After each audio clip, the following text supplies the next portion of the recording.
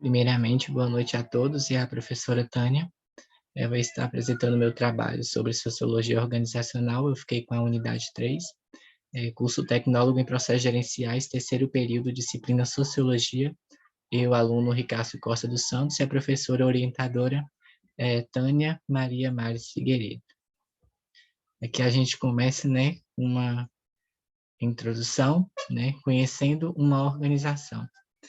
Ao longo da história, o homem validou o fato de que suas ações grupais têm mais eficácia e totalidade do que suas ações individuais. Os agrupamentos humanos então surgiram, e assim as variadas funções e atividades que giravam em torno de garantir sua sobrevivência foram divididas entre eles. Assim, deu-se início no que chamamos hoje de organização. O homem agora agrupado explorou os recursos naturais na intenção de facilitar sua sobrevivência. Esse período foi chamado de sedentarização.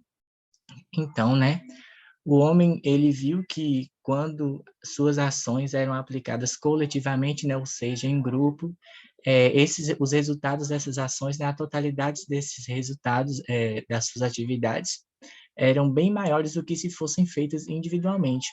Então, eles começaram a se juntar em grupos, onde esses grupos tinham cada um uma função, uma tarefa a se cumprir, e essas funções giravam em torno da sobrevivência do homem, onde um grupo era responsável pela colheita, outro pela caça, outro pela construção de moradia, e essa situação também contribuiu para formar, as civilizações e a divisão do trabalho também.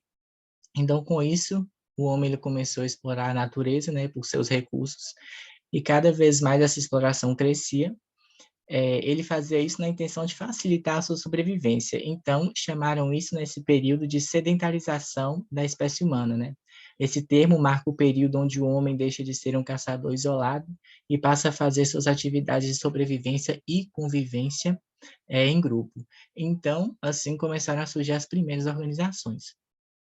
E o texto que a gente estudou, ele cita como exemplo de uma organização governamental no início do segundo milênio antes de Cristo, lá na civilização da Babilônia, onde essa civilização adotou o Código de Hammurabi, que já propunha, uma divisão de tarefas tanto para os funcionários quanto para os membros da organização religiosa.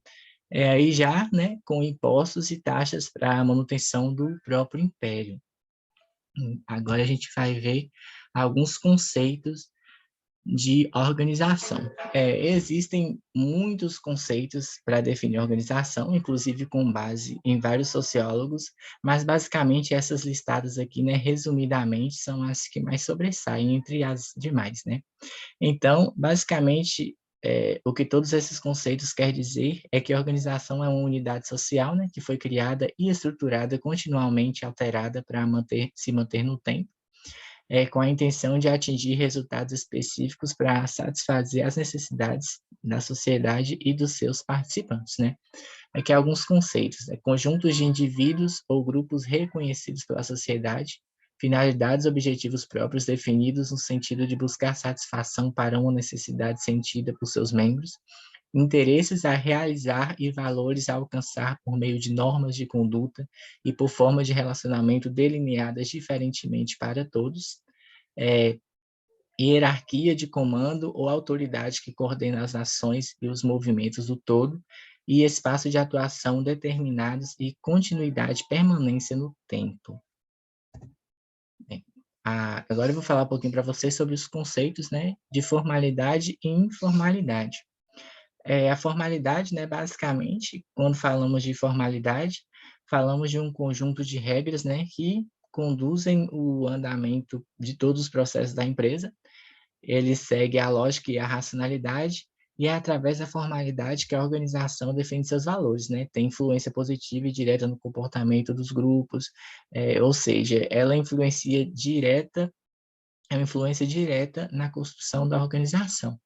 Alguns conceitos, tem o código de ética na organização, formalidade, entre o código de ética, a organização hierárquica, que é muito forte, quem manda, quem obedece, tem setores na formalidade, onde a gente deve seguir esses padrões de setores e hierarquia, normas de conduta e as políticas de convivência, como eu devo me portar, como eu devo conviver, quais as regras eu tenho que seguir para continuar vivendo saudavelmente dentro de uma organização. Tem a divisão do trabalho, né? Ou seja, cada um tem sua função ali dentro da organização, e o racionalismo.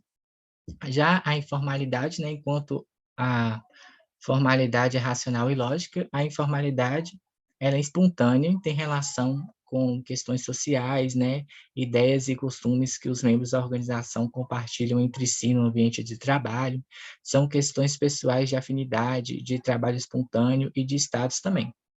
Um exemplo de informalidade é sair do serviço, né, e tomar uma cerveja em um barzinho com os colegas de serviço, ou até mesmo confraternização de fim de ano, né, da empresa. E isso foge das normas formais dentro da organização, né? A informalidade é construída pelos colaboradores, ultrapassa as fronteiras de grupos e pode acontecer entre colaboradores de grupos diferentes. Acontece com base na empatia e simpatia que os colaboradores despertam entre si. Os grupos definem os comportamentos que são positivos, assim como as atitudes que são saudáveis e benéficas para todos, né? Agora a gente vai ver os tipos de organização. Há vários tipos de organizações e cada uma com características próprias, atuando em uma área que venha a satisfazer alguma necessidade em nossa sociedade. São divididas, né, entre três grupos, que é as organizações públicas, as privadas e as do terceiro setor. O IFNMG, por exemplo, né, é uma organização pública, que o IFNMG ele visa, né, graduar seus alunos de forma gratuita e presta serviço de ensino igual a todos que necessita deste estudo, né? Então, a organização pública ela é formada pelo governo, né, de cunho governamental, caracteriza-se pelo fato de buscar preencher uma necessidade que seja comum aos cidadãos. Sua finalidade primordial é a prestação de um serviço, né? A privada, né, é formada pelas empresas privadas. Seus objetivos visam os lucros que são obtidos por atividades econômicas. As organizações no terceiro setor contribuem para chegar a locais onde a organização pública não consegue chegar, né?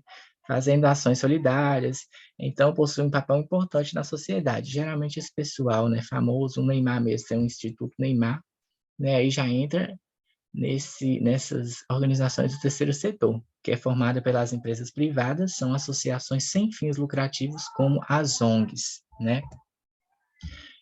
É, comportamento social e comportamento organizacional. Comportamento social é um tipo de comportamento humano que determina principalmente como os indivíduos interagem uns com os outros dentro de um grupo ou sociedade.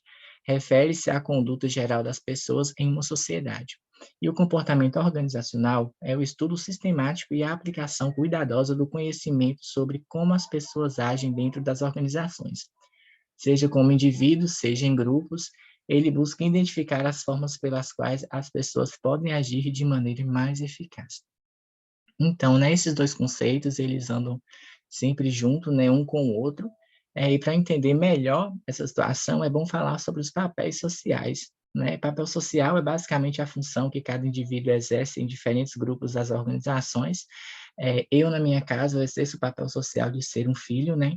No meu emprego, eu exerço o papel social de empregado, eu sou é, da eu trabalho no ramo público, né? Né, tem pais, tem mães, né? E também na minha igreja eu faço o papel social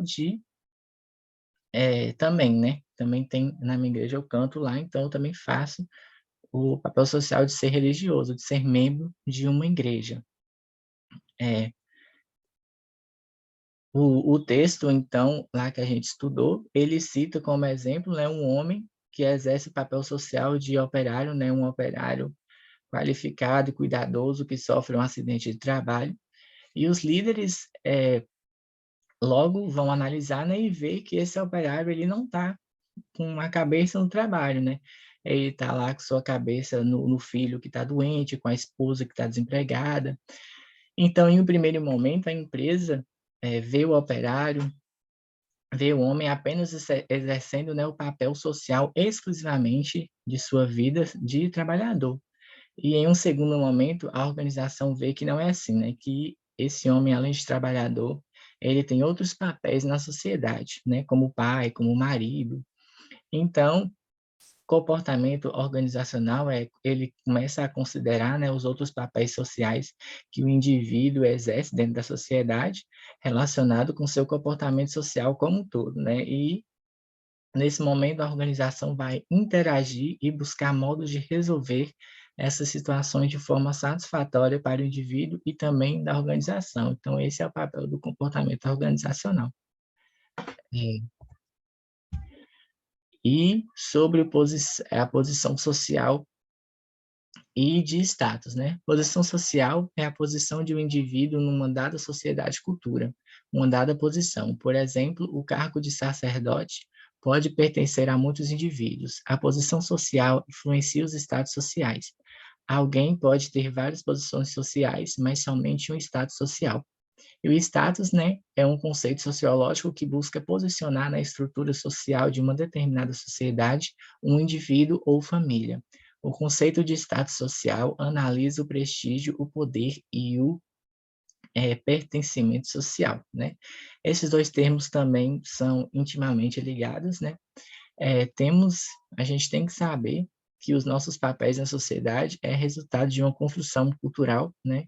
Onde em uma cultura matriarcal a líder é a mãe, ou numa cultura patriarcal o líder é o pai, e o pai tem um papel de maior autoridade na família, nesse caso, né? Então, cabe às crianças apenas obedecer aos adultos. Então, a gente espera que o pai ele desempenha o papel de pai com relação ao seu filho, né? E outro exemplo é o do vendedor e o do comprador, né? O pai vai buscar satisfazer as necessidades do filho e o vendedor as necessidades do comprador. Daí passa a ocupar uma posição social, né? Satisfazendo as necessidades do indivíduo vinculado a ele e superando as expectativas que a sociedade espera dele, né? Então a gente espera que um pai ele seja um pai, cumpra o papel de pai, e que o vendedor cumpra seu papel de vendedor, e ambos têm que satisfazer quem está vinculado a ele, né?